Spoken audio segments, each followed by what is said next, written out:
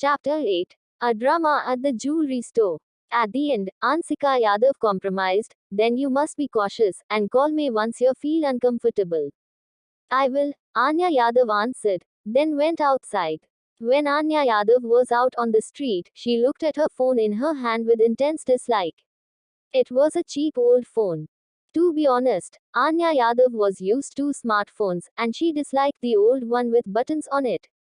I'm going to make money and buy my mom and myself a smartphone, Anya Yadav thought to herself. There was no direct bus from where Anya Yadav lived to the antique market, so she decided to transfer from the downtown. Luckily, it wasn't the rush hour, and it only took Anya Yadav 20 minutes to arrive at the downtown. Anya Yadav stepped off the bus and walked ahead for another 300 meters to get on the next bus to the antique market. There were many jewelry stores of well-known brands around the downtown. Anya Yadav was attracted by the jade shown in a window of a nearby jewelry store. She wanted to walk inside and take a look. Although she knew how to absorb the power, she hadn't practiced yet and was curious about the feeling. But when she just entered the store, she heard an acid female voice, "Wow! Isn't this Anya Yadav? What? You dare to walk in a jewelry store when you have no money to feed yourself?" Like, comment, and share, please. Yes, when Anya Yadav was at school, she was known for her poverty. Though Ansika Yadav gave her allowance every day, which was enough for her meals, she was used to saving as much money as she could, and normally ate a steamed bun as her dinner. That was how she had managed to save 500 yuan. The girl who had verbally abused Anya Yadav named Shao Fifi. She was Anya Yadav's classmate. Back in the classroom, Shao Fifi had always laughed at Anya Yadav. She would hurl abuse at Anya Yadav, throw garbage into her desk, and even ruin her textbooks. The reason why Shao Fifi hated Anya Yadav so much, not because Anya Yadav was from a poor family, but because Anya Yadav was more beautiful than her. Shao Fifi, who was so called the prettiest girl among the students, was super jealous of Anya Yadav. Anya Yadav was merely a poor girl from a poor family. How could she be more beautiful than Shao Fifi? And there was another girl of the same age stood beside Shao Fifi, but Anya Yadav had no idea who she was. Everyone in the store turned with one accord, looking at Anya Yadav. Those well-educated ones stayed calm, while those who were arrogant wore a face with dislike. Especially when Anya Yadav showed up in her worn-out clothes, it was a humiliation for the rich people to be in the same place with the poor. But Anya Yadav ignored all of them except Shao Fifi. "This isn't your home. Why couldn't I be here?"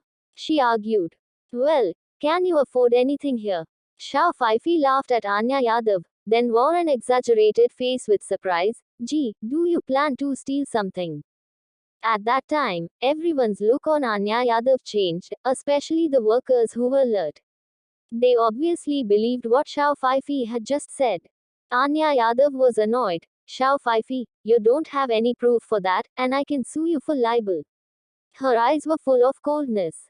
"You." Shao Fifi was scared by Anya Yadav's look at first, then was even more astonished. Anya Yadav had argued back. In the past, no matter how Shao Fifi had laughed at Anya Yadav had always stayed quiet.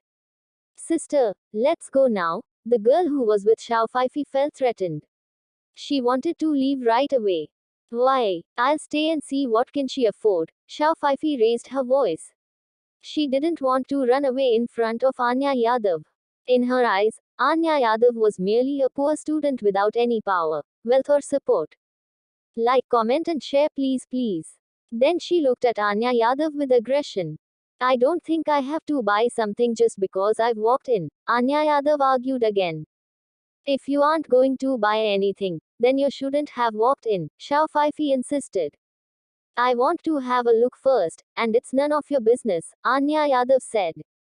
"You." Suddenly, Shao Fifi had no idea how to fight back. Anya Yadav then ignored her, walking by directly. Though those rich people disliked the poor, nobody stopped Anya Yadav.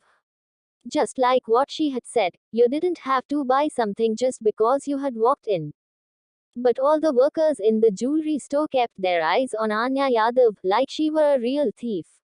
Actually, there were many monitors in the store, and all the jewelry were locked in thick and heavy glasses. It wasn't easy to steal a piece of them. Anya Yadav felt uncomfortable under the suspicion, but she didn't say a word. She went to the area of jade and focused on them.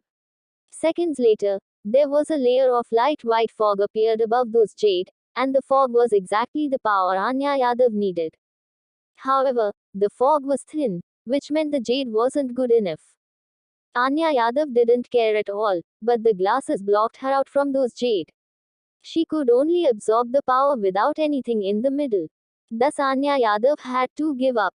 She sighed slightly. But her sigh drew attention again. The poor can't afford a piece of jade, and all they can do is sigh. Poor little thing, a woman said. Exactly, the poor can never afford a piece of jade throughout their whole life. Another woman agreed. Anya Yadav was speechless. Whatever the poor had done, it was wrong.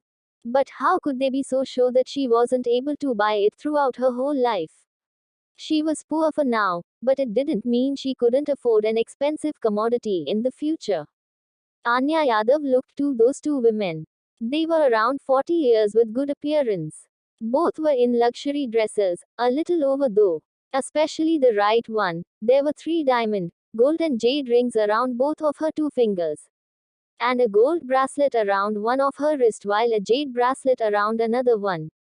Like, comment and share please.